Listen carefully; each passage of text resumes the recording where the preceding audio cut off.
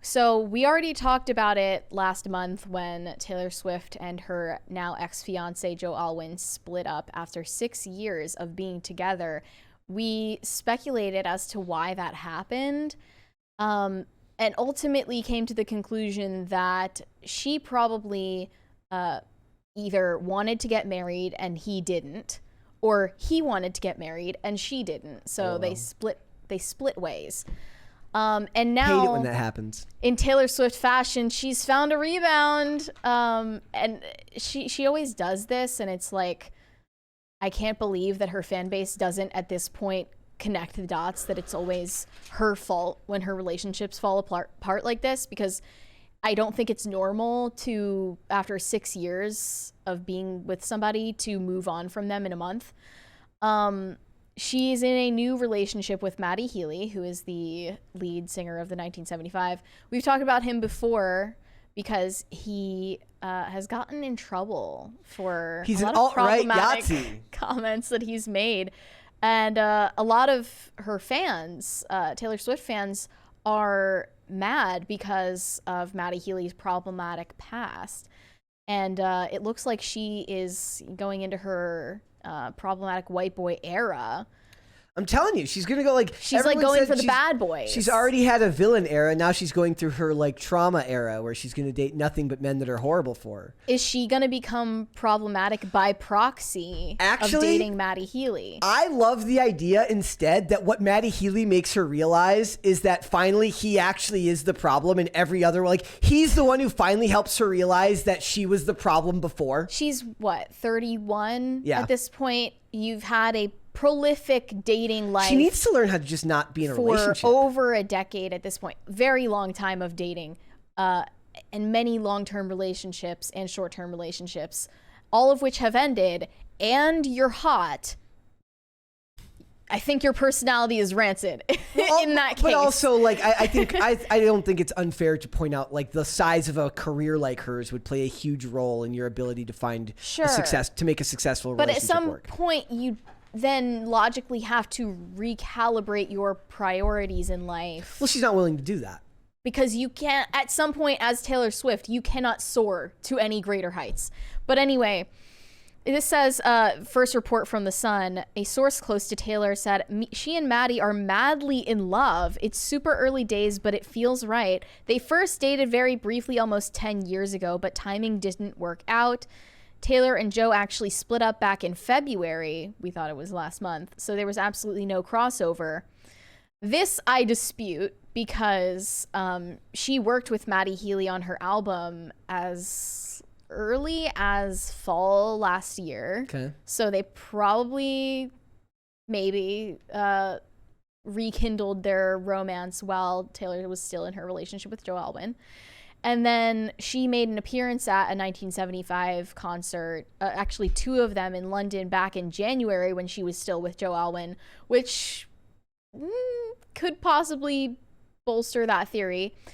And then another report that I just saw from Entertainment Tonight said that they are just seeing each other and just hanging out and seeing where it goes, which is that even possible weird. At that tax bracket when you're that busy or that age? Like, I feel like in your 30s, like, you're either dating or you're not, right? I mean, it's possible if you're in denial of like how much time you have left to make these types of things work. And Taylor Swift fans, as you guys know, are like QAnon conspiracy theorists levels. They have found a clip of from following nights, like back-to-back nights on their respective tours, where they are mouthing a phrase at the cameras without the mic next to their face. Yep. They think that they're saying that it was like, I know, what was it? It's like, this is for you, and you know who you are, and I love you. They're basically QAnon. The people. Let's play the video, because I think this was actually kind of clever if it was coordinated, because I see the words. Are we gonna get copyright for that? No. Yeah.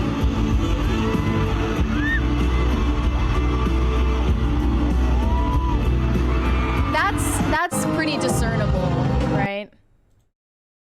And then she does the same thing.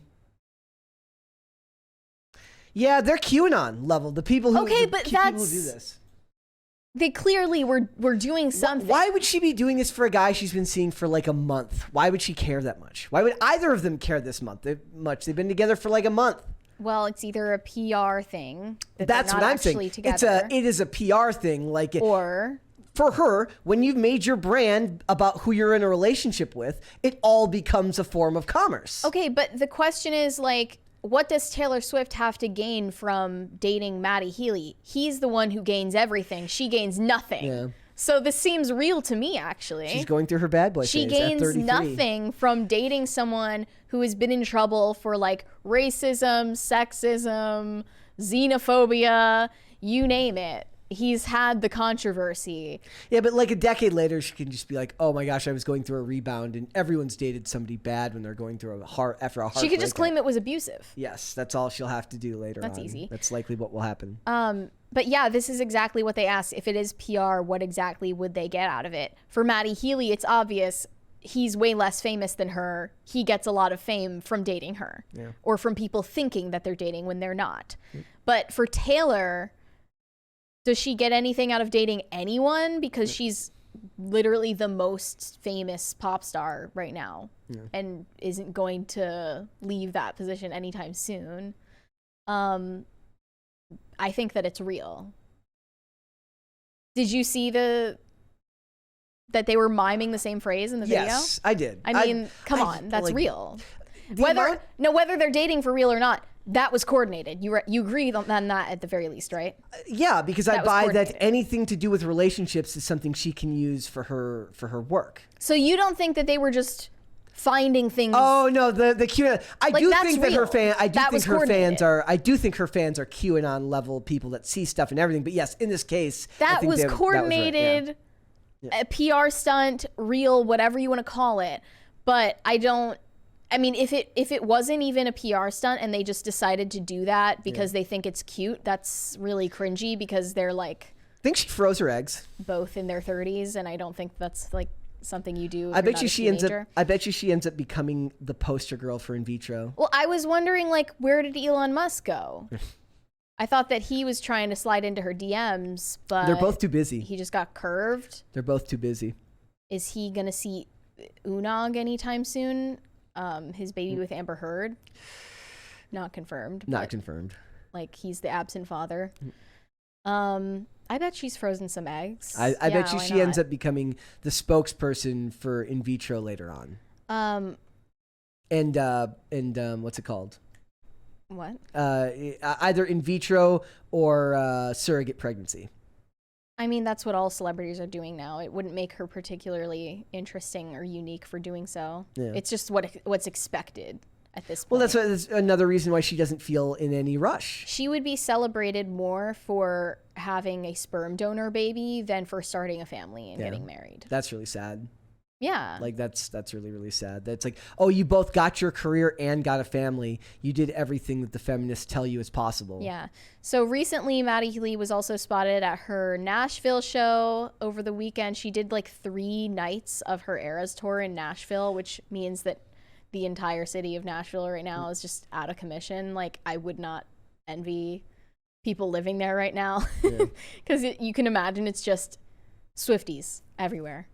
Well, look, like I said earlier, I haven't been tweeting that much lately, but I tweeted this morning. I said Taylor Swift is an absolute Chad because look, she had there was like a 4-hour delay on this concert, and while Shawn Mendes and everyone's like, oh my God, I'm not feeling very well. I don't think I can do this tour. She did a 45-song show that went till 2 a.m. because she's apparently the only one left with any balls in Hollywood. And she's incredibly hardworking. She's like, well, that's what I'm saying. Psychotically so. How can you have a really expect this lady to start a family and to be in a meaningful relationship when you have that much work to do? It's not realistic. You don't have to, though. She could stop working anytime she wants to. But that's never going to happen. That's never going to happen. Because of her mental illness. It's not like she's held at gunpoint. She does not have to work anymore. I don't know, but like there are absolutely probably contracts that are going to keep her working for a certain amount of years. What are they going to do? She signed Sue contracts. And then she has to pay out on those contracts. She's So not gonna what? She pay out has on it. endless money. She has the option to stop tomorrow if she wanted to. I mean, that's a great idea, but it's not how It's not going to work. happen because she's mentally ill. And then, but well, no, and then people are gonna say like, look, I've been working for you for a decade, so she want to. But they're not gonna phrase it as like you want to quit working. They're gonna phrase it as you put all of these other people out of work. I guess, but then again, And we talk what about are the actual we consequences talk about the for guilt her? of white women in America all the time. The guilt would be laid on strong to her. What are the actual consequences? It's not about whether there's actual You know. consequences, it's about whether the threat of the consequences is enough to keep her working, and I think it is. On top of the fact that there's just feminist ideology that's baked into society right now that makes to her like, why would I even want to quit working? Why would I want to start a family? I think she does want those things, but Joe Alwyn didn't want it with her. Womp womp. That womp. was the theory, a fan theory. I saw a lot of angry tweets from Swifties. One said, "This picture is so funny to me." They were like in the car on the way to her condo, because you know that their PR teams told them to do this to redirect attention from the video of them buying meth. What? I love fake news. Matty and Taylor worded the exact same thing. Something is up. Like at this point, it's a little over the top because they both know every move is going to be analyzed. Once again, that was coordinated. I don't know if they're actually dating, but it was coordinated. Yep. This is so gross. How could she be with someone as horrible as him after fighting against half the horrible things he's said? It's so weird. What are the horrible things that Matty Healy has said? Basically, I tried to find the evidence, and I didn't find it. In this Slate article, it said that he's made racist and insensitive tweets about Black Lives Matter. And when I investigated this, he actually endorsed Black Lives Matter. He said that this was back in the summer of love. He said in a tweet, "If you truly believe that all lives matter, you should stop facilitating the end of Black ones." And then in that tweet linked to one of his songs called "Love It If We Made It." And everyone got mad because he was self-promoting.